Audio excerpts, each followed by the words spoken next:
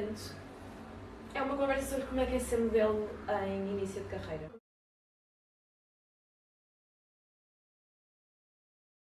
Comecei a fotografar só com amigas. No fim do secundário decidi que queria, não é isto que eu quero fazer, e comecei a tentar procurar outras coisas. E na altura trabalhei com a primeira marca e basicamente eu só cheguei lá e fiquei tipo, então, olá, eu gostava de ser modelo, estou à procura de criar portfólio. Se tiverem interesse em mim, eu tenho interesse em vocês.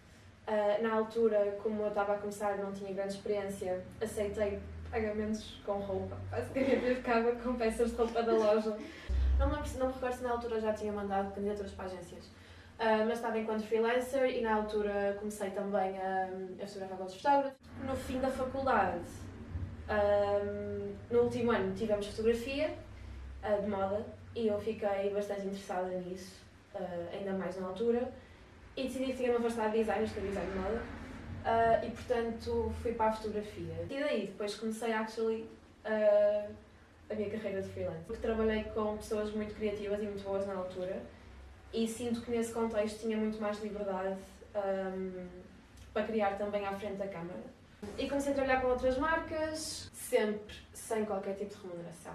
E pronto, e na altura, como eu estava enquanto freelancer, já tinha mandado, lá está, as candidaturas para as agências, ninguém me tinha dado feedback positivo, porque eu não tenho altura para ser modelo, eu sou uma pessoa pequena. Portanto, decidi começar a fazer por mim e tudo o que vinha à rede era peixe, basicamente, na altura. Fiz fotografia, fiz vídeos de moda na altura também, fiz videoclipes, fiz curtas-metragens.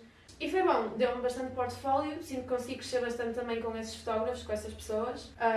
Foi recompensador vê-los a crescer eventualmente também. Voltei a tentar mandar candidaturas para agências. Demorou um bocado, só uma é que respondeu positivamente, foi a Face, onde eu estou hoje em dia. Contudo, continuei à procura de coisas fora da agência, a maior parte dos castings que eu recebia eram comerciais, e eu ia aos castings na mesma. Por acaso foi muito interessante, porque foi a primeira produção grande que eu fiz. Estava curiosa para ver como é que funcionava a equipe e a dinâmica, completamente diferente de um set de moda, completamente. Fizemos editorial e vídeo, e mais tarde fui com eles pelo país apresentar a coleção, basicamente era uma coleção de cores de cabelo. E lá está, na altura eu senti que já estava confortável à frente da câmara para gravar vídeos também, apesar de não ter qualquer contexto de interpretação. O mesmo aconteceu com a Small. Na altura que fui ao casting da Small, pediram-me para atuar e eu não tinha base de interpretação. Portanto, sentia-me um bocado impostora, né? Porque o que eu queria também não era, na altura o que eu estava à procura não era propriamente interpretação, mas era o que havia. E foi uma coisa que eu percebi com o freelance também, foi que eu tinha de fazer tudo. Eventualmente decidi começar a tirar um curso de interpretação e depois eventualmente fiz o meu primeiro desfile, na altura era académico, foi na ESAD, onde eu estudei também. Depois, passados uns meses, desfilei no Portugal Fashion, completamente diferente de um desfile académico, obviamente. O contexto backstage já conhecia mais ou menos, já estava familiarizada porque já tinha ido lá algumas vezes.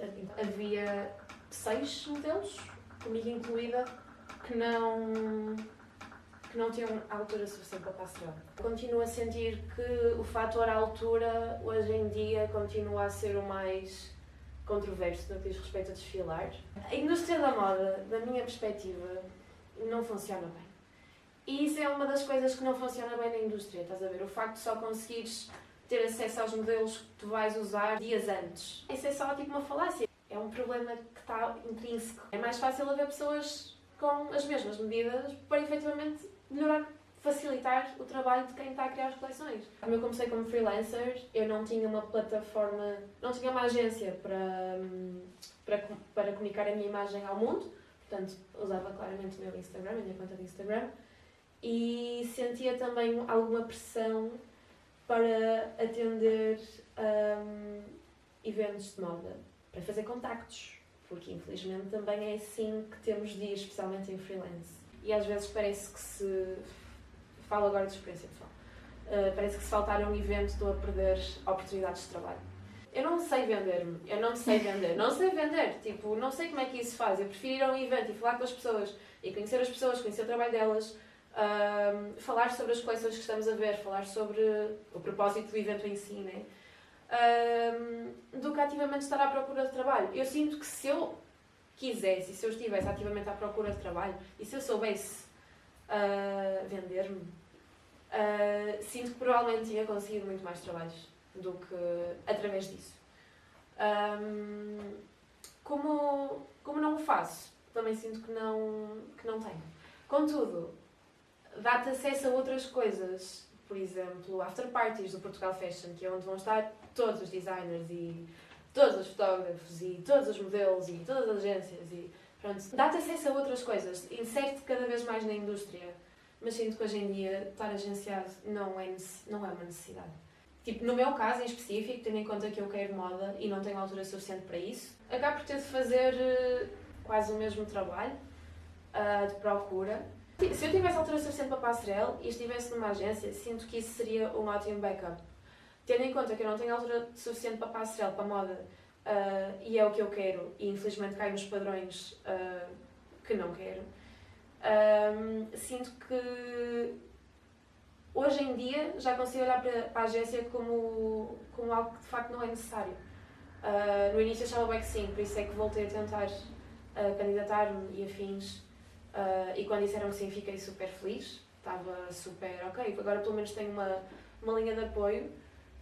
Porque é isso, sentia que não era levada a sério. E depois de me tornar agenciada, senti que tinha pelo menos uma rede de apoio. Mas agora já estou agenciada há mais de 1 ano e meio. E não sei, cada vez mais consigo olhar à minha volta e consigo ver pessoas com trabalho de freelance muito interessante. Mas é preciso trabalhar no sentido de é preciso estar atento, é preciso procurar, é preciso também querer criar, é preciso ter disponibilidade para às vezes não ser pago pelos trabalhos. Aliás, não devia ser. E acho que quanto mais as pessoas baterem o pé quanto a isso, melhor. Sinto que com a agência tens esta questão de ok, é para ser pago, estás a ver, o cliente tem esta responsabilidade para com a agência. Hoje em dia eu ainda não consigo sustentar a minha carreira de modelo de todo, mesmo estando agenciada, tipo, não é viável hoje em dia. E lá está, é um trabalho um bocado difícil. Parece mais fácil do que realmente é. O que as pessoas vendem é o que elas querem mostrar, a parte de trás, a parte ingrata, é muito difícil de ser partilhado de forma mainstream. Também já tive um caso ou outro em que de facto foram coisas desconfortáveis e coisas que... dinâmicas de poder dentro da indústria ainda existem, bastante. A melhor forma que eu encontro neste momento para continuar inserida dentro da indústria e gostar é literalmente ser eu própria e não tentar ser mais que isso, basicamente. É só, mesmo com todas estas comparações à volta e mesmo com todas estas medidas e standards e isto e aquilo e aquilo outro, acho que o ideal é só, tipo, mantermos nós próprios e não deixar que a indústria faça de nós gato de sapatos. E se tivermos mal, sair, porque também não é o fim do mundo.